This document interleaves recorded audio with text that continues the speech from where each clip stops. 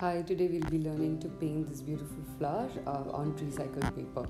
So the paper I have chosen is recycled. You can make it on any watercolor sheet that you want. Recycled paper are sometimes a little hard to paint on because the texture is coarse and some of them are not able to absorb the water really well, but you could follow the same process on any other paper. So the first step I'm doing is just drawing out the outline of the petals. They are curved V's that you can create. It's okay if you don't want to draw it out first and directly want to use the paint. If you're a beginner, I would highly recommend you to draw it first. I'm using some carmine, which can also be like rose or any kind of a pink color that you have with you, and you can start painting. So I'm going to do like a very basic finish of this, and I'm going to just gradate it down.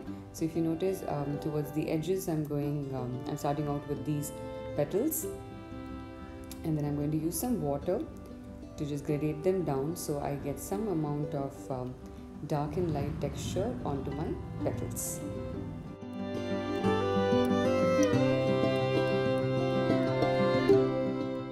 This way I will go over all of my petals individually. The easiest method is to add a little bit of color towards the left side or towards the bottom. Wash your brush immediately, just take a little bit of water and wash it down towards the edge of the petal.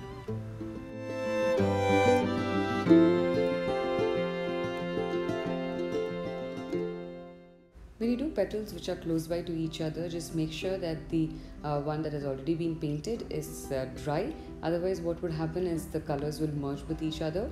So that is something that you need to be careful about.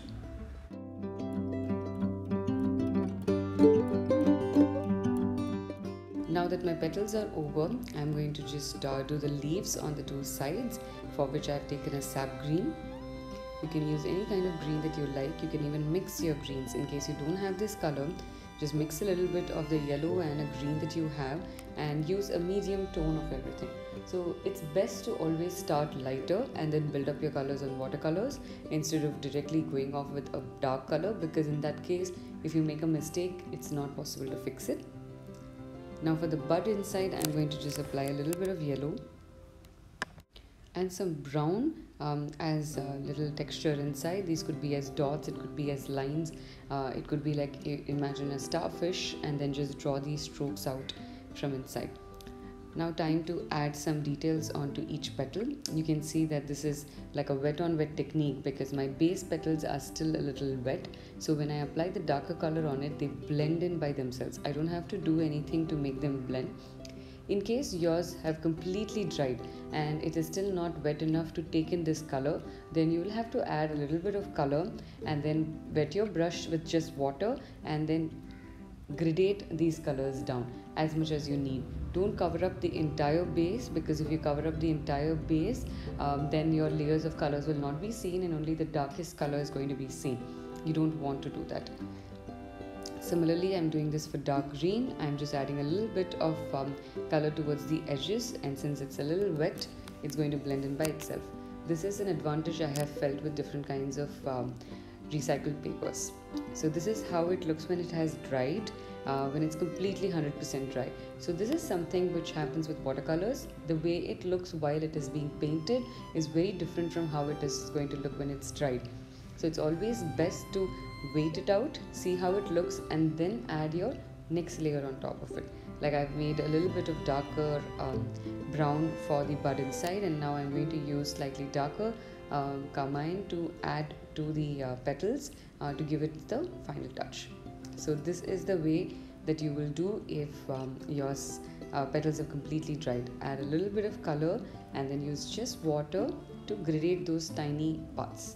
This way all your base layers that you've created earlier are still visible and it shows that you've worked on it. Go about the same style for all your petals one by one. This process is something that I absolutely love doing. It is very therapeutic, it feels very nice, it is very calming to add these details one after another, because this little detail is what decides when your painting looks complete.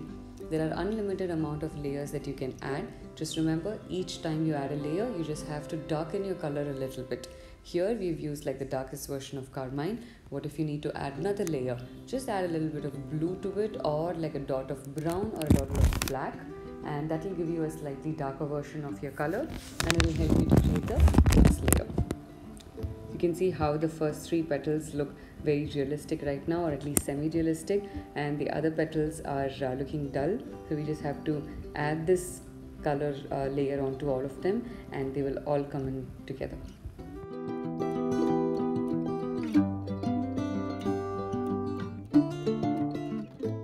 You can also practice by taking flowers and then drawing each one of them or painting each one of them directly. You could either try to draw it first and then fill the colors inside, or just attempt to directly paint the way the petals are flowing. Not all of them will look the same, not all of them will be in the same direction. So just bend your brush in that way and get those petals out.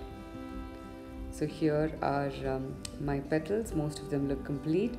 I'm going to now add a little bit of darker green onto the leaves. Even if a little bit like goes and blends with my petals, I'm okay with that. It gives a very natural feel to it, so it really doesn't matter too much. We are going to now let this dry and see how it looks. This is how it looks once it's dried. You can see that the change in color is not too much. It's because when I added the darker layer of colors, it was still a little thick. It was not a very thin or a watery layer. I'm now using calligraphy oblique pen holder and a dip pen nib. This is a Nico nib, and I'm going to use an outline of this entire thing I'm going to do by using Indian ink. So this is a waterproof ink.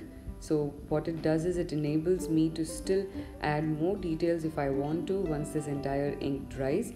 So that is why I prefer to use waterproof ink, and I do not use the one that is not waterproof. Oblique pen holder is perfect for beginners. It's very easy to use it and get used to how the flow of the ink would come with this. However, if you don't have this, feel free to use any micron pen or any pigment liners, or if you don't have any of these things, you can even use any other black pen. Now if you're a person who does not want to ink it with black, you can still go about adding some details with your brush. Again, in brush you can use black, or you can even use the darker version of all the single element colors. Like for example, with your petals you could use like a darker pink. These could be like broken lines. In fact, if you go back to the video before we started the outline, you will notice that the dried version still looks really nice even without the outline. Personally, I like to add a little bit of outline, which is why I'm doing that right now. So here is how it looks completed. I hope you enjoyed today's video. Do subscribe to my channel and follow me on Instagram. Thank you.